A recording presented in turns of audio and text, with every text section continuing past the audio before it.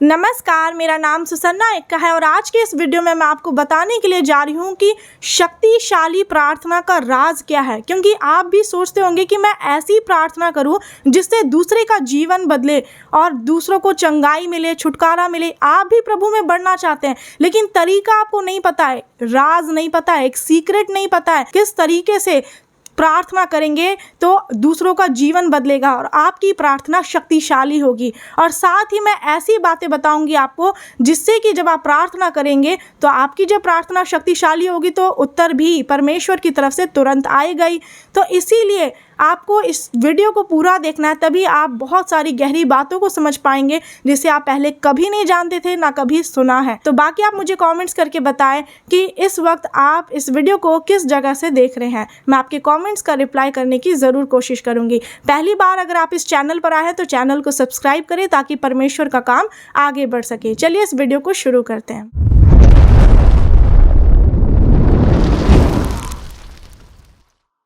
सबसे पहले मैं आपको बताना चाहती हूँ कि प्रार्थना का मतलब क्या है। आप जब परमेश्वर के पास जाते हैं, परमेश्वर को पुकारते हैं, परमेश्वर से मांगते हैं, परमेश्वर से बातें करते हैं, यही है प्रार्थना। लेकिन आपका तरीका अगर गलत होगा तो आपको तो लग रहा है कि आप प्रार्थना कर रहे हैं, आप 1 घंटा 2 घंटा 5 घंटा इतना ज़्यादा देर तक प्रार्थना कर रहे हैं, लेकिन जब उत्तर नहीं आता है, इतना ज़्यादा शक्तिशाली नहीं बन पाते हैं जितना कि आप सोच रहे थे, या फिर जिस तरह से आप सोच रहे हैं कि परमेश्वर आपको अपनी महिमा के लिए इस्तेमाल करे, तो आपको परमेश्वर इस्तेमाल भी नहीं करते हैं। और हो सकता है कि आप जानना चाह रहे हैं, प्रभु में बढ़ना चाह रहे हैं, लेकिन बढ़ भी नहीं पा रहे हैं। तो क्यों? क्योंकि आप गलतियां कर रहे हैं, कहीं ना कहीं आपसे भूल चूक हो रही है। तो आज वो वचन से मैं आपको बताऊंगी कि आप कहां पर गलती कर रहे हैं। तो मैं आपको बताना चाहती हूँ कि जो पहली गलती आप करते हैं वो ये है कि आप परमेश्वर से भी ज़्यादा खुद पर भरोसा रखते हैं। यही आपकी पहली गलती हो जाती है। और खुद पर तो क्या, आप दूसरों पर ज़्यादा निर्भर होते हैं, उन पर भरोसा रखने लग जाते हैं। अब आप बोलेंगे नहीं, मेरा भरोसा सबसे पहले परमेश्वर पर है, लेकिन ऐसा नहीं है। अगर आपका भरोसा सचमुच जीवित परमेश्वर पर है तो वो आपके प्रार्थना के शब्दों में दिखाई देगा। और ज़रूरी नहीं उसके लिए आप घंटों प्रार्थना करेंगे तभी लोग आपको कहेंगे कि आपका प्रार्थना बहुत शक्तिशाली है। ये मायने नहीं रखता है। अगर आप थोड़ी देर भी प्रार्थना करते, वो भी सच्चे मन से परमेश्वर को पुकारते हैं, तो वो प्रार्थना स्वर्ग तक पहुंचती है और परमेश्वर की तरफ से उत्तर मिलता है। लेकिन आपको ध्यान रखना है कि आप किस इच्छा से, किस मन से प्रार्थना कर रहे हैं परमेश्वर से। तो इस बात को ध्यान में रखें। और जब आप प्रार्थना करते हैं तो आपका सोच क्या होता है, आपके मन में क्या चल रहा होता है कि कब मैं प्रार्थना करके जल्दी ख़त्म करूंगा, मुझे खाना बनाना है, मुझे कपड़ा पहनना है, मुझे घूमने के लिए जाना है। बहुत सारी चीज़ों को लेकर के आपके मन में चल रहा होता है। और साथ ही जब आप प्रार्थना करते तो है उस वक्त तो बहुत ज़्यादा शक्तिशाली तरीके से करेंगे, बहुत ज़्यादा विश्वास के साथ करेंगे।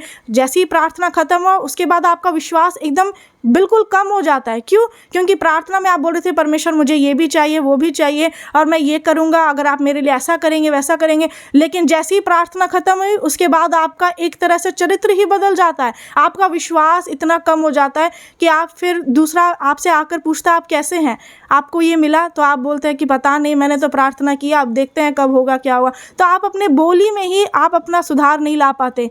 तो ये बोली, ये जो आपका तरीका है प्रार्थना करने के समय जो आप जैसे थे और प्रार्थना करने के बाद आप जैसे हो जाते हैं, बदल जाते हैं एक तरह से।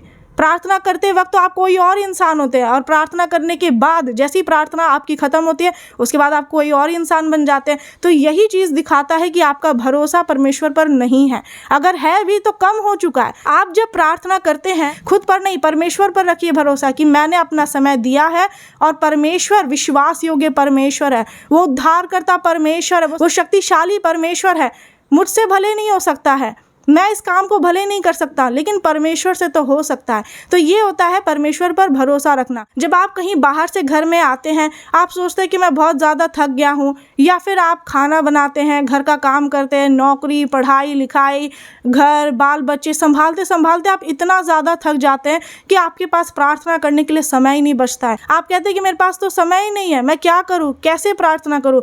2 मिनट का कर लेते हैं, उसी में काम चल जाता है। लेकिन ऐसा नहीं है। आप ये सारी चीज़ों को तो करते हैं, लेकिन परमेश्वर को जिस तरह से समय देना चाहिए वो आप नहीं दे पाते हैं, क्योंकि आप इतना ज़्यादा संसार की चीज़ों में उलझे रह जाते हैं कि आप परमेश्वर के पास ही नहीं जा पाते। तो इसी चीज़ को मैं आपको बताना चाह रही हूँ कि जब आप प्रार्थना नहीं करते हैं, कारण आप बहुत सारा ढूंढेंगे कि मैं थक गया था, मैं बीमार हूँ, मैं आलस आ रहा है मेरे अंदर, मुझे नींद आ रहा है, मुझे अभी ये भी काम करना है, मैं कैसे प्रार्थना करूँ। जब आप बहाना बनाते हैं प्रार्थना करने के लिए, तो फिर क्या होता है कि आप बहाना बना रहे हैं, आप सोच रहे हैं कि आप ऐसी चीज़ें मन में सोच रहे हैं जिससे कि आप प्रार्थना नहीं करें, आपको प्रार्थना करना ना पड़े। तो इसका मतलब क्या है कि आपने अपने शरीर को ज़्यादा वैल्यू दिया, अपने आप को ज़्यादा वैल्यू दिया, अपने परिवार को, अपने सभी कामों को ज़्यादा वैल्यू दिया, आपने अपने बिजनेस को या जो कुछ भी आप काम करते हो उसको आप ज़्यादा महत्व दे रहे हैं, उसको ज़्यादा वैल्यू दे रहे हैं। और इसीलिए जब आप प्रार्थना नहीं करते हैं, आपके अंदर एक प्रकार का घमंड आ जाता है, गर्व आ जाता है। और यही है वचन में लिखा हुआ है साफ, नीति वचन 16 पढ़ लीजिएगा पूरा। उसमें क्या लिखा है कि विनाश से पहले गर्व और ठोकर खाने से पहले घमंड आता है मनुष्य के मन में। और इसीलिए जब ये सारी चीज़ें आपके अंदर आ जाती है, आपको घमंड आने लग जाता है कि प्रार्थना करो चाहे नहीं करो क्या फ़र्क पड़ता है, तो आप अपने ऊपर भरोसा रखने लग जाते हैं कि आप सब कुछ कर सकते हैं बिना प्रार्थना के भी। तो इसीलिए मैं आपको बताना चाहती हूँ कि आप परमेश्वर से अलग होकर कुछ भी नहीं कर सकते हैं।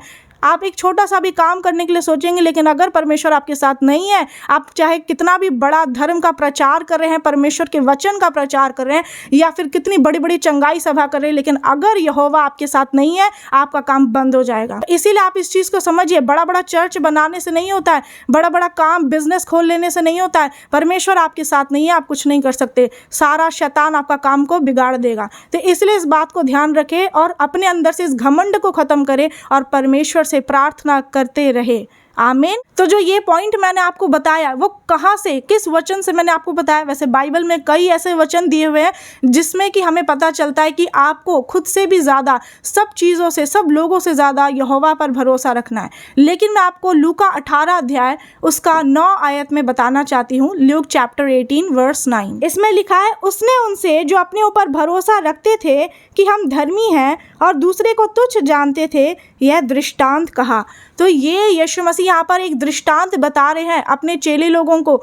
और किन के लिए? जो लोग खुद को ज़्यादा धर्मी समझते हैं। यही होता है कि जब हमारे जीवन में सारी चीज़ें सीधी सीधी चल रही होती है, हमारे जीवन में कोई उतार चढ़ाव नहीं आता, सब कुछ खुशियाँ ही खुशियाँ मिल रहा है, खाना अच्छा मिल रहा है, पहनने के लिए सब कुछ मिल रहा है और घूमने के लिए भी सब कुछ मिल रहा है। पैसा जब इंसान के पास होता है, वो कभी भी प्रार्थना करने के लिए परमेश्वर के पास नहीं जाएगा वो इंसान। क्यों? क्योंकि उसे पता है कि मेरे पास पैसा है, मैं सब कुछ कर सकता हूँ, मेरे पास धन दौलत ज़मीन जायदाद परिवार सब कुछ है, मेरे पास बच्चे हैं, पति है, पत्नी है। लेकिन ये आपके अंदर घमंड है। और आप सोच रहे हैं कि आप तो प्रार्थना भी कर रहे हैं, वचन भी पढ़ रहे हैं, उपवास भी कर रहे हैं, वो भी हफ्तों में 1 बार 2 बार या फिर 40-40 दिन का उपवास कर रहे हैं, लेकिन ये धर्म के कामों के द्वारा आप धर्मी नहीं ठहराए जाएंगे। आपका विश्वास कैसा है, बल्कि आपका मन कहाँ पर है।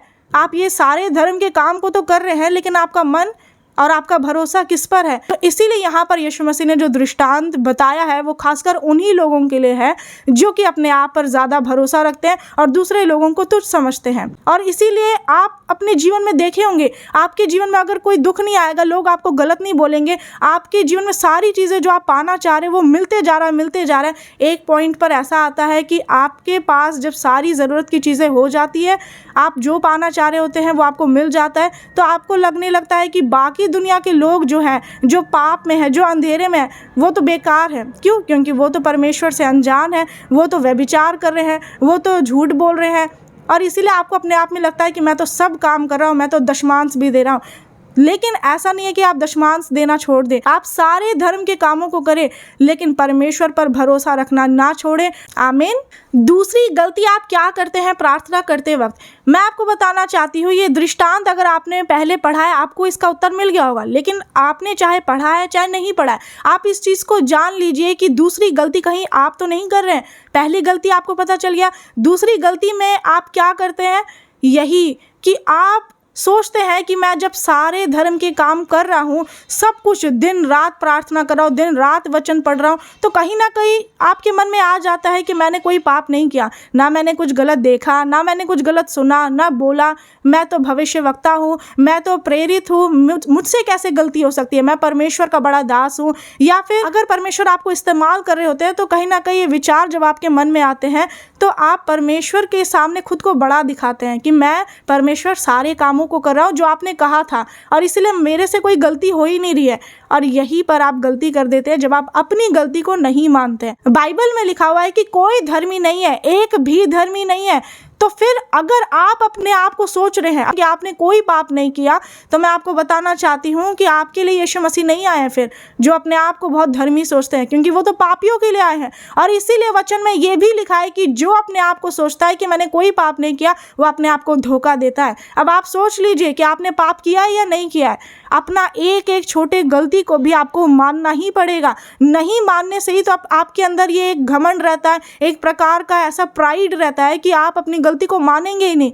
और इसीलिए जब परमेश्वर का आत्मा जिसके अंदर काम करता है, पवित्र आत्मा जिसके अंदर काम करता है, वो इंसान के अंदर परमेश्वर उन्हें अनुग्रह देते हैं उस व्यक्ति को, तभी वो व्यक्ति अपने गलती को मानता है परमेश्वर के सामने। और इसीलिए परमेश्वर के अनुग्रह के द्वारा, परमेश्वर की सामर्थ्य के द्वारा वो व्यक्ति जब परमेश्वर के सामने घुटने टेकता है तो परमेश्वर की बड़ी सामर्थ्य उस व्यक्ति के ऊपर उतरती है, परमेश्वर का अभिषेक उसके ऊपर उतरता है और उसके सारे गलती माफ हो जाते हैं। लेकिन गलती माफ होने के बाद क्या चरित्र रहता है ये भी मायने रखता है, क्योंकि आपको आपके पापों की क्षमा मिल गई है, लेकिन इसका मतलब ये नहीं कि अब आप जो चाहे वो कर सकते हैं। हर इंसान हर दिन कोई ना कोई गलतियां करता है, तो उसे हमें मानना है, छोड़ना है, आगे बढ़ना है, सच्चा पश्चाताप करना है। चाहे आप गलती छोटा कर रहे हैं, बड़ा कर रहे हैं, पाप तो पाप ही होता है। चोरी छोटा करे बड़ा करे चोरी कहलाएगा। इस चीज़ को आपको समझना है। तो ये जो पॉइंट मैंने आपको बताया, ये दूसरा पॉइंट में आप वचन लूका 18 अध्याय में 9 आयत के बाद से ही पढ़ सकते हैं। मैं स्क्रीन में ये वचन लिख दे रही हूँ, तो इस वचन को आप स्क्रीनशॉट करके रख लीजिए या फिर बाद में इसे बाइबल खोल करके पढ़िएगा, इस पर ध्यान लगाइए। तीसरी गलती क्या है जो आप कर रहे हैं, ये सबसे बड़ी गलती है। वचन में लिखा हुआ है, जिस तरह से चुंगी लेने वाले ने अपने आप को छोटा बनाया, वो अपने गलती को माना प्रार्थना करते वक्त, और फरीसी ने नहीं माना था अपनी गलती को, क्योंकि उसने वही कहा जैसे मैंने अभी आपको बताया कि वो सारे आज्ञा का पालन कर रहा है और उसने कोई भूल चूक नहीं की, जबकि वो उस चुंगी लेने वाले को तुच्छ समझ रहा था। इसीलिए आपको किसी पापी को तुच्छ नहीं समझना है। कोई इंसान गलती कर रहा है तो आपको ये नहीं कि उसे और गड्ढे में वो गिरे सोच करके आपको हंसना है, उसका मजाक बनाना है, बल्कि उस इंसान के लिए, उस पापी के लिए आप प्रार्थना करें। आप खुद बच लिए हैं, आपको तो उद्धार मिल गया, लेकिन क्या आप नहीं चाहते कि और भी लोग बचाए जाए? अगर आप सिर्फ खुद को बचाना चाहते हैं, सिर्फ खुद अनंत जीवन पाना चाहते हैं, तो ये भी सही तरीका नहीं है। आपके अंदर परमेश्वर का प्रेम नहीं है। जिसके अंदर परमेश्वर का प्रेम होगा वो इंसान चाहेगा कि जो लोग गड्ढे में है वो भी बाहर निकले। तो इसीलिए आपको ऐसे लोग जो मार्ग भटक गए परमेश्वर से, जो लोग पाप कर रहे हैं, उसके लिए आप प्रार्थना करें। जो परमेश्वर के दास अगर कोई गलती भी कर रहे हैं या फिर उनसे कोई ऐसा गलती हो गया जो सही नहीं है परमेश्वर की दृष्टि में, तो भी आप उनके लिए प्रार्थना करें। आपका अधिकार नहीं है कि आप उनको छेड़े अपने बातों से या फिर अपने बातों से उनके ऊपर दोष लगाए, या ऐसे काम बिल्कुल भी आपको नहीं करना है, क्योंकि वचन में साफ लिखा हुआ है, अगर आपके दुश्मन जो कि आपको पहले हानि पहुंचाते थे और जब परमेश्वर उनसे बदला लेते हैं और वो गड्ढे में गिर जाते हैं और आप अगर उनके ऊपर हंसते हैं, तो फिर कहीं ऐसा ना हो, आप तो हंस रहे हैं पर कहीं ऐसा ना हो कि परमेश्वर उन शत्रुओं के ऊपर से अपना क्रोध खत्म कर दे। हमें किसी का मजाक नहीं बनाना है। आमीन। तो सबसे बढ़कर आपके अंदर क्या होना चाहिए?